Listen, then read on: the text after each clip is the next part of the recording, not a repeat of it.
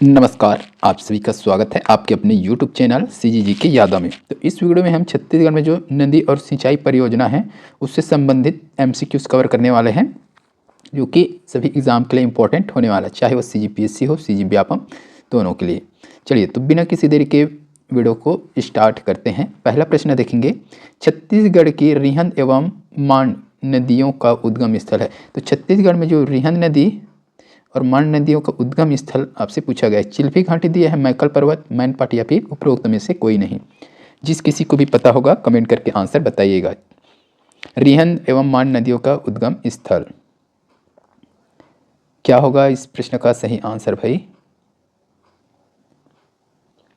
तो इस प्रश्न के लिए सही आंसर अगर देखें तो ऑप्शन सी हो जाएगा, मैनपाट। ठीक है, तो ये मैनपाट से हुआ है, छोरी मतरिंगा पहाड़ी। ठीक है, जिला अगर पूछे तो याद रखिएगा सरगुजा जिला हो जाएगा। ठीक है, और ये मांड नदी, ठीक है, मांड नदी कभी कहाँ से हुआ है? तो ये भी मैनपाट, याद रखिएगा। और रिहंद नदी को और किस नाम से जाना जाता है? तो ये रेणुका के नाम से जाना जाता है, रिहंद नदी को रेणुका। ठीक है, ये रेणुका नदी जो है या फिर रिहंद नदी सोन नदी की सहायक नदी है। इसकी बहाव की अगर बात करें तो क्या है बहाव? ये दक्षिण से उत्तर की ओर, यानी कि इस तरीका से है बहाव इसका, इधर बहता है ऐसे। ठीक है, दक्षिण से उत्तर की ओर इसका बहाव है, याद रखना है आपको। चलिए अगला क्वेश्चन देखेंगे। अच्छा, रिहंद नदी पर ही क्या है? एक रिहंद बांध है, याद रखिएगा, बहुत बड़ा बांध है रिहंद बांध। ठीक है, ये कहाँ है? उत्तर प्रदेश में है, सोनभद्र जिला उत्तर प्रदेश में रिहंद बांध भी है। ठीक है, इसको भी आपको याद रखना है। अगला देख लीजिए, वायु पुराण में महानदी का पौराणिक नाम क्या है? तो वायु पुराण में पूछा गया है महानदी का पौराणिक नाम, चित्रोत्पला, नीलोत्पला, कनकनंदनी या फिर महानंदा। जिसको भी पता है कमेंट करके आंसर बताइएगा। वायु पुराण में महानदी का पौराणिक नाम, तो इस प्रश्न के लिए सही आंसर हो जाएगा ऑप्शन बी हो जाएगा भाई, है ना, नीलोत्पला। पौराणिक नाम क्या है महानदी का वायु पुराण में? तो नीलोत्पला हो जाएगा, याद रखिएगा, नीलोत्पला। चित्रोत्पला किस में है भाई? तो द्वापर में है, याद रखिएगा, द्वापर में चित्रोत्पला। ठीक है, महानंदा भी महानदी का ही एक नाम है, कनकनंदनी भी उसी का नाम है। ठीक है, चलिए तो इसका उद्गम की अगर बात करें तो धमतरी सिहावा पर्वत से हुआ है भाई, इसका उद्गम जो है किसका? महानदी का। ठीक है, इसकी लंबाई कितनी है? तो लगभग 858 किलोमीटर। ठीक है, इसे छत्तीसगढ़ का जीवन रेखा भी कहा जाता है और छत्तीसगढ़ का गंगा भी कहा जाता है। किसको? महानदी को। इसी महानदी पर हीराकुंड बांध है। ठीक है, उड़ीसा में हीराकुंड बांध।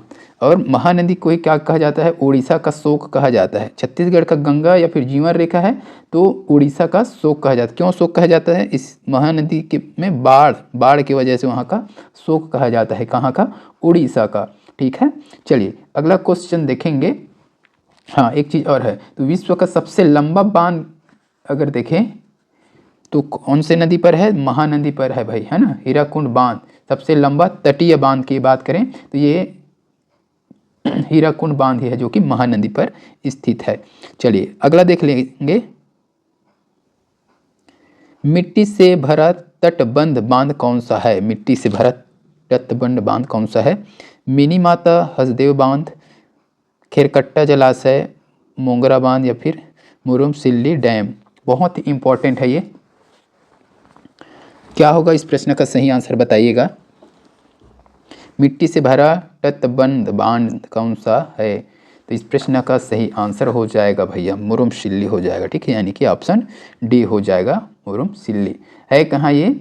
तो धमतरी। ठीक है, मुरुम सिल्ली धमतरी सिलियारी नदी पर है ये। ठीक है, सिलियारी नदी पर है, सिलियारी। ठीक है, याद रखिएगा, किस नदी पर है मुरुम सिल्ली डैम जो है? सिलियारी। ठीक है, सिलियारी नदी पर। ठीक है, ये सिलियारी नदी जो है महानदी की सहायक नदी है भाई, याद रखिएगा। और एशिया का पहला, ठीक है, एशिया का पहला साइफन स्पिलवे बांध कहा जाता है, जिसमें 34 गेट है जो ऑटोमेटिक कार्य करता है। ठीक है, इसलिए साइफन बोला गया इसको। 34 गेट लगा हुआ इसमें, जो कि सभी ऑटोमेटिक है। ठीक है, और इसी को मुरुम सिल्ली या माडुम सिल्ली भी कहा जाता है, याद रखिएगा, माडम सिल्ली या फिर मुरुम सिल्ली। और बाबू छोटेलाल श्रीवास्तव के नाम से भी इस डैम को जाना जाता है, बाबू छोटेलाल श्रीवास्तव डैम भी कहा जाता है। तो ये बहुत ही इम्पॉर्टेंट है भाई।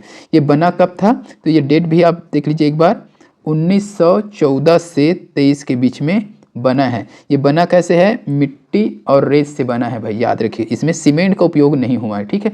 इसीलिए इसे मिट्टी से भरा बोला गया है ना, तटबंध बांध बोला गया है, जिसमें सीमेंट का प्रयोग नहीं हुआ है, याद रखना है, ठीक है। चलिए अगला क्वेश्चन देखेंगे। बैलाडीला की पहाड़ियों से निम्नलिखित में से कौन सी नदी निकलती है, ये इंपॉर्टेंट है। सबरी, शंखनी एवं भी दोनों, इनमें से कोई नहीं। तो इस प्रश्न का सही आंसर क्या हो जाएगा, ये हो जाएगा भाई आपका शंखनी नदी हो जाएगा, ठीक है। हालांकि ये CGPSC जो है ए और बी दोनों को लिया है बैलाडीला से, जबकि ज्ञात है कि सबरी नदी जो है उड़ीसा के सिकरम, है ना, सिंकरम पर्वत से निकला है, ठीक है। तो ए और बी दोनों को लिया गया है, तो इसको आप लोग एक बार देख लीजिए और कमेंट करके बताइएगा जरूर इसको। लेकिन सबरी नदी का उद्गम स्थल जो है उड़ीसा के सिंकरम पर्वत से हुआ है, ठीक है। तो मेरे ख्याल से ये ऑप्शन बी सही हो जाएगा, शंखनी। शंखनी नदी जो है बैलाडीला की पहाड़ियों से निकला है, दंतेवाड़ा जिला, ठीक है। चलिए अगला क्वेश्चन देखेंगे। छत्तीसगढ़ में अपवाह क्षेत्र के विस्तार के आधार पर दूसरे स्थान पर किस नदी तंत्र का क्षेत्र है, तो दूसरे नंबर में बोला गया है, ठीक है, अपवाह तंत्र वाला। तो गोदावरी दिया है, महानदी, नर्मदा, सोनगंगा। तो इस प्रश्न के लिए सही आंसर क्या होगा, जल्दी से कमेंट करके बताइए। सबसे बड़ा कौन है भाई, तो ये महानदी है जो सबसे बड़ा है ना, बिग वाला है महानदी। इसका लगभग कितना है, 56 के आसपास, 56 से कई में 58 देता है, तो इसको देख लीजिएगा आप लोग, सबसे बड़ा ये है। और दूसरे नंबर पे आ जाएगा आपका गोदावरी, यानी कि इस प्रश्न के लिए सही आंसर हो जाएगा गोदावरी हो जाएगा। इसका है 28.64 लगभग, है ना, लगभग इतना है, ये दूसरे नंबर में है, ठीक है। तो इस चीज़ को आपको देख लेना है। दूसरे नंबर में कौन हो जाएगा, अब सबसे छोटा कौन सा रहेगा, तो ये नर्मदा वाला हो जाएगा, 0.55 ऐसा कुछ लगभग है इसका, ठीक है। इससे बड़ा कौन है, तो ब्राह्मणी नदी अपवाह तंत्र हो जाएगा, उसका 1.03 ऐसा कुछ है। तो ये सबसे बड़ा पूछे तो ये लगा देना है, और सबसे छोटा पूछेगा तो आपको लगाना है नर्मदा, और दूसरे नंबर में गोदावरी हो जाएगा। चलिए अगला क्वेश्चन देखेंगे। किस नदी को संस्कृत साहित्य में हिरण्यबाहु कहते हैं, ऑप्शन देखेंगे, महानदी, इंद्रावती, शिवनाथ या फिर सोन नदी। जिनको पता है कमेंट करके आंसर बताइए। संस्कृत साहित्य में हिरण्यबाहु कहते हैं, तो इस प्रश्न के लिए सही आंसर हो जाएगा ऑप्शन डी हो जाएगा, सोन नदी, ठीक है। सोन नदी को संस्कृत साहित्य में हिरण्यबाहु कहा गया है, ठीक है। चलिए तो सोन नदी की उद्गम की अगर बात करें तो ये अमरकंटक मैकल पर्वतमाला से इसका उद्गम हुआ है। इसकी लंबाई लगभग है 780 से 784 के आसपास किलोमीटर ना।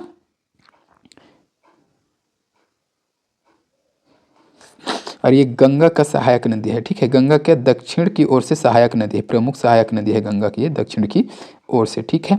और सोन के सहायक नदी कौन कौन से हैं, रिहन, कोपल, कुनहड़, गोपल, ठीक है।